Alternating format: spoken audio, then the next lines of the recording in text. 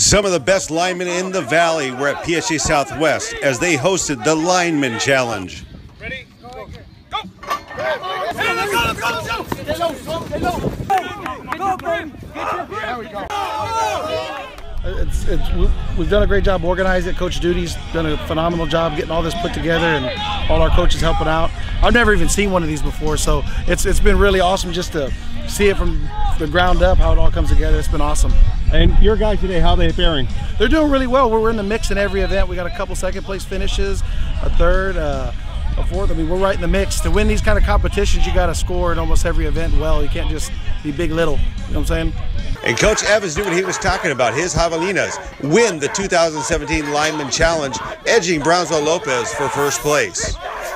Speaking of Brownsville Lopez, Coach Jason Starkey of the Brownsville Lopez Lobos would talk to all the linemen about his NFL experience and college experience playing at Marshall. We know I do have the NFL experience, and you know, I played at Marshall and played with a lot of great players, but what I try to do is I use that to get their attention, and then really I just talk about my faith. You know, I moved from Arizona to Brownsville with my family because I really felt like the Lord put on my heart there was a mission here that I could be a part of. So these engagements are always an honor and a privilege, and you know, when I do my best, they're not about me. They're about what God's done through me. So working in a public ISD, you don't get many opportunities to do that, but in the spring is where I really try to deposit into my faith and into hopefully the hearts and minds and the spirits of the youth coming up. But that's really what it's all about, and you know, I've got a pretty unique experience that a lot of people aren't even aware about. So I use these forums as an opportunity to share that, in hopes that people won't have to live the way I did once upon a time. Moving on, let's go to 7-on-7 action and in Mission this weekend.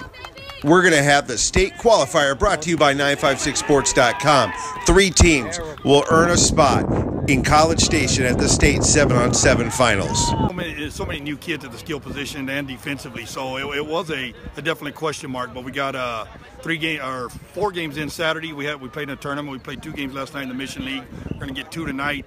And I tell you what, Jake, I've said this repeatedly to our coaching staff, to our kids. I'm really excited about what I'm seeing out here. You know, we know what Landry can do running the ball, but was he going to be able to throw the ball? You know, and obviously the 7-on-7 game forces that, with no threat of the run, no dual threat. So, and he's done a real good job there. Our receivers that we've needed some guys to step up have shown some real good things in these first few games. So at this point, man, we're excited about what's going on. Now, you know, you talk about the qualifier. Hey, we're in a tough pool, man. We got 4 playoff teams in our pool with McAllen Memorial, Palmview, and Laredo United South.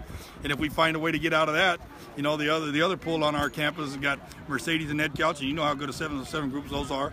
Mission, who just won our tournament that we had last Saturday, plus Laredo United has been throwing the ball around, you know, since football was invented, I think. So, you know, I mean, it's gonna be a tough road to hoe on Saturday. And a week ago, I wouldn't have known how we would fare. You know, are we going to go out there and go 0-3? But I tell you what, we're going to be a competitive 7-on-7 team again. We've hung our hat on it. I was laughing. I saw your poll on your website there, and you know, I saw we were included on there, and I believe we belong there. You know, I'm not saying we're the best 7-on-7, obviously, but I believe we are one of the better 7-on-7s that have been around the last few years. And you know, we work at it with what we do offensively. We have to take full advantage of this time out there, and I can't tell you enough how important it is for our young group to get out here and do this together. I mean, we're looking out there defensively, there's the seniors, offensively there's 2 seniors. I mean, it's just a really, really young group that we've got coming in. But I'll tell you what, it's been a good spring for us. It's been a good start to our 7-on-7, and we're looking forward to playing in your state qualifier on Saturday for sure. Off-season's been going great. Kids have been showing up. They're excited. 7-on-7, it's good for them to come out and work on their form, technique, work chemistry with the quarterbacks, receivers, DBs, cover skills. So it's good for them to be out here. We bombard them with 7-on-7 in the summer so they can have all these practice times for themselves. So it's great for us. Now, you know, with Trey at quarterback, you know, you're going into a situation where you've got a known quantity. What's that been like?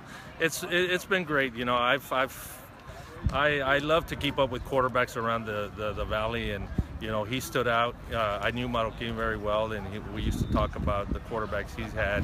And you know, I've been fortunate at Veterans to have great quarterbacks, and I've kind of fallen into the same situation here with Trey. Being a sophomore going into his junior year, you know, he's a great athlete. You know, He can throw the ball. He can run, very mobile. The same kind of quarterback that I'm used to at veteran. So, you know, we got a good nucleus of kids offensively, and we're looking for some great things next year. Now, you guys are going into the state qualifier this week. You know, how do you like your team's chances?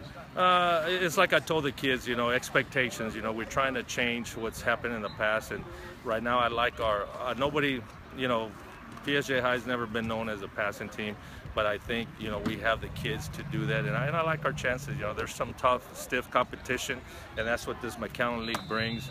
You know, tough competition that we can see, and I'm hoping for good things. Hopefully, make it to the Final Four, maybe get to the state qualifying tournament in College Station.